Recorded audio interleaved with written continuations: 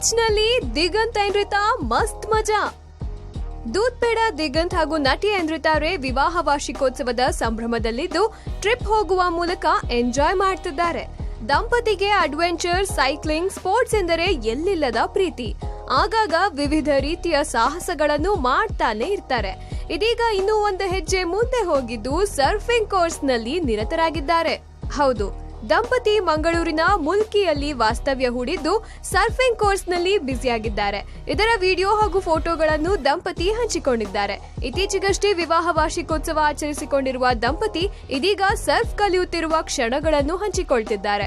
ಇಬ್ಬರು ಈ ಕುರಿತು ಪೋಸ್ಟ್ ಮಾಡಿದ್ದು, ಐಂದ್ರಿತಾ ರೇ ಸಹ ಫೋಟೋ ಹಾಕಿ ನಮ್ಮ ವಿವಾಹ ವಾರ್ಷಿಕೋತ್ಸವಕ್ಕೆ ನನ್ನ sweet heart Diganth stand up peddling ಹಾಗೂ ಸರ್ಫ್ ಲೆಸನ್ಸ್ ಗಿಫ್ಟ್ ಮಾಡಿದ್ದಾರೆ ಎಂದು ಬರೆದುಕೊಂಡಿದ್ದಾರೆ.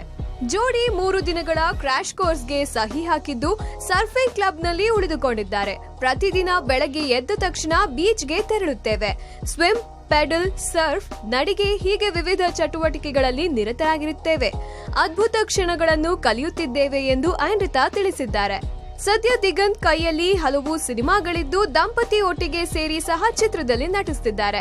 ಈ ಜೋಡಿ ಪ್ರಸ್ತುತ ಕ್ಷಮಿಸಿ ನಿಮ್ಮ ಖಾತೆಯಲ್ಲಿ ಹಣವಿಲ್ಲ ಎಂಬ ಚಿತ್ರದಲ್ಲಿ ನಟಿಸುತ್ತಿದ್ದು, ಈ ಮೂಲಕ 8 ವರ್ಷಗಳ ಬಳಿಕ ಮತ್ತೆ ಜೊತೆಯಾಗಿ ತೆರೆ ಮೇಲೆ ಬರಲು ಸಿದ್ಧತೆ ನಡೆಸಿದ್ದಾರೆ. ಈ ಚಿತ್ರದಲ್ಲಿ ದಿಗಂತ್ ಅಡಿಕೆ ಬೆಳೆಗಾರನಾಗಿ ಕಾಣಿಸಿಕೊಳ್ತಿದ್ದಾರೆ. ಮೊದಲ ಬಾರಿಗೆ ಇಂತಹ ಪಾತ್ರದಲ್ಲಿ ದಿಗಂತ್ ನಟಿಸುತ್ತಿದ್ದು, ಚಿತ್ರೀಕರಣದ ಫೋಟೋಗಳು ಸಾಮಾಜಿಕ ಜಾಲತಾಣದಲ್ಲಿ ಹರಿದಾಡ್ತಿವೆ. ಮಲೆನಾಡಿನಲ್ಲಿ ಸಿನಿಮಾದ ಚಿತ್ರೀಕರಣ ನಡೆಯುತ್ತಿದೆ. ಇದೇ ಗ್ಯಾಪ್ನಲ್ಲಿ ದಿಗಂತ್ ಮಾರಿಗೋಲ್ಡ್ ಸಿನಿಮಾದ ಚಿತ್ರೀಕರಣವನ್ನು ಸಹ ಯಶಸ್ವಿಯಾಗಿ ಮುಗಿಸಿದ್ದಾರೆ. ಈ ಸಿನಿಮಾಗಳ ಜೊತೆಗೆ ವೇರ್ ಇಸ್ ಮೈ ಕನ್ನಡಕ, ಗಾಳಿಪಟ 2 ಸಿನಿಮಾಗಳಲ್ಲೂ ನಟಿಸುತ್ತಿದ್ದಾರೆ. ಈ ಮೂಲಕ ದಿಗಂತ್ ಸಖತ್ ಬ್ಯುಸಿಯಾಗಿದ್ದಾರೆ.